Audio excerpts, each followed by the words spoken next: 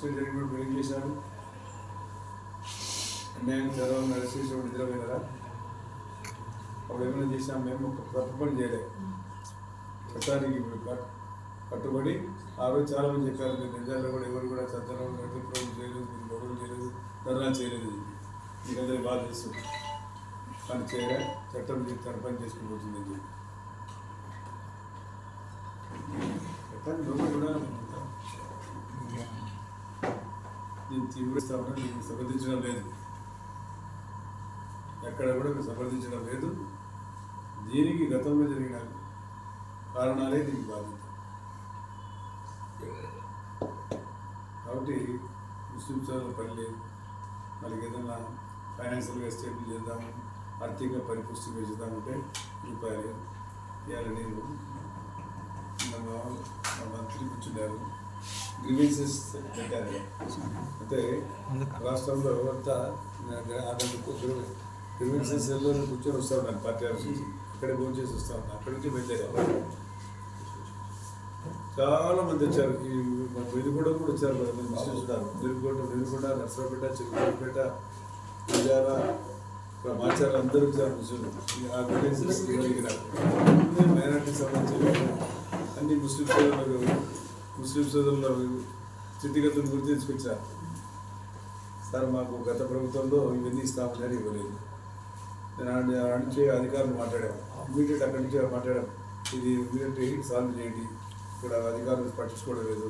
వాళ్ళంతా land grabbing, 180% వచ్చిన ఎన్ని అప్లికేషన్స్ అన్నీ ల్యాండ్ గ్రాబింగ్. అన్ని కలెక్టర్లకు, ఆర్డీఓలకు రెఫర్ చేసాం, డైరెక్ట్గా మాట్లాడాం, చెప్పాము కూడా ఎవరైనా కానీ మనకు వచ్చాయి, దీన్ని ఫైనలైజ్ చేయండి, ఎందుకు కాదు కంప్లీట్ చేయండి, ఎందుకు ఇది టేకప్ చేయలేదు, చెకప్ చేసి చెప్పండి మాకు 1 వీక్లో కూడా మాకు దీన్ని చెప్పాలని అంటే ఫోన్ చేశాం. మేమంతా ఆయనంతగా ప్రవర్తించుకోవాలి. దీనికి కారణం ఆయనే. ఆ రోజు అరికట్టి కర్మ వచ్చేది కాదు కదా, ఇలాగంటే వచ్చేసి నీవే కదా. అప్పుడు మానవ హక్కుల కమిషన్ మీరు లెక్క ఇవ్వడానికి వెళ్తున్నా కూడా అర్థం మానవ హక్కుల కమిషన్కి మీరు లెటర్లు ఇవ్వడానికి వెళ్తున్నా కూడా అర్థం లేదు మిమ్మల్ని. నేను చెప్తే చంద్రబాబు గారిని అరెస్ట్ చేశాను. మానవ హక్కులు ఇంట్లో నుంచి బయటికి రాలే, ఎక్కడన్నా మాట్లాడించారా? ఏదో వెనుకొండలోనే ఎక్కడ నర్సరావుపేట జరగదు, కొత్తపల్లి హౌస్ అరెస్ట్ బాబు ఎయిర్పోర్ట్ చంద్రబాబు పోనీలే, హైదరాబాద్ కొడుకు పెళ్ళి పోతే ఆయన పోనీలే, నా రోజు ఫంక్షన్ పెట్టుకుంటే పవన్ కళ్యాణ్ గారిని పోనీలే, మళ్ళీ వ్యక్తిగతంగా పవన్ కళ్యాణ్ భార్యను చంద్రబాబు అడ్మినిస్ట్రేషన్ అంతా దుర్మార్గం. జనం అప్పుడే మర్చిపోయారా? ఎవరిని పరామర్శించడానికి వస్తున్నాడు ఆయన? ఆయన అంతగా అంత పోలీసులు చేసుకోవాల్సిన అవసరం ఉంది. ఆయన నీవు పోషించిన వాళ్ళే కదా వాళ్ళిద్దరు, ఎవరు పోషించిరామా? ఆయన పోషించినోడే. అక్కడ సంస్కృతి అంతా తీసుకొచ్చి పెట్టాడు, పులివెందుల సంస్కృతి. గొడవలు కూడా హాయి ఉన్నారు, కాళ్ళు ఉన్నాయి, నీళ్ళు వస్తున్నాయి, అందరు బాగా రైతులు సేద్యం చేసుకుంటూ ఏదైనా డబ్బు సంపాదించుకొని హాయి ఉన్నారు. ఈడెంట్లో తయారు చేశారు.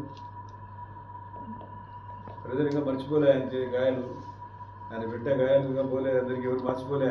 అప్పుడు చేంజ్ చేస్తాడు ఆయన, మళ్ళీ కాలం మీద పొడి మీద కాలం మీదకి వస్తున్నాడా? ఆయన పోషించడే కదా, నీ శిష్యులే కదా, వాళ్ళకి సరిపోగా ఆయన మా దగ్గరికి వచ్చిండు. ఆయన సరే మాకు అవసరం ఎన్నికలు కాబట్టి ఎవరిని ఆహ్వానిస్తాడు. కొట్టాడుకొని చచ్చేది ఎవరు తెలుస్తుంది?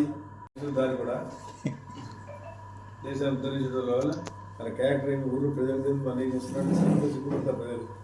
నేను చెప్పడం కాదు, మీకు అందరూ తెలుసు. ఇప్పుడు నాయకుడు చెప్పినారు, మహానుభావులు చెప్పినారు, అన్యాయం అంటే అది వేరే. కానీ ఇట్లాంటి కోసం వస్తున్నాడా? అంటే ఆయన గమనించుకోవాలా, ఆలోచించుకోవాలా. ఆయనకు ఉద్దేశం ఎస్పీ మారంగానే మర్డర్ జరిగింది అన్నారు సార్.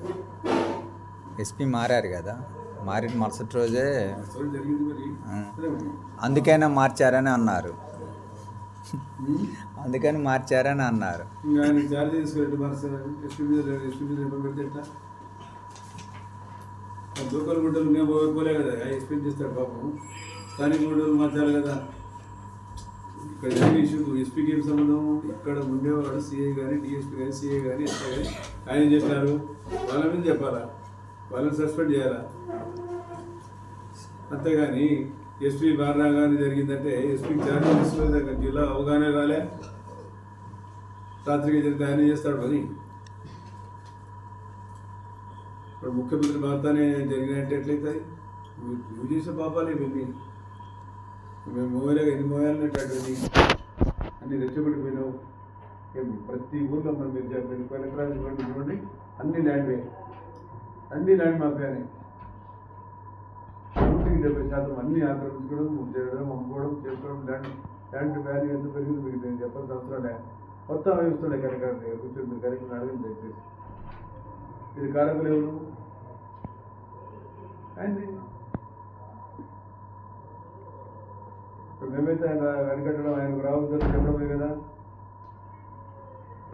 రోజు మేడం రేపు 10 రాండి దేశం సంతోషం ప్రజలు పిలుపుడు ప్రజలు సంతోషిస్తారో అసహించుకుంటారో ప్రజలకు వదిలేసారు. నేను అంతకని చెప్పాల్సిన అవసరం లేదు. Okay brother. Okay sir.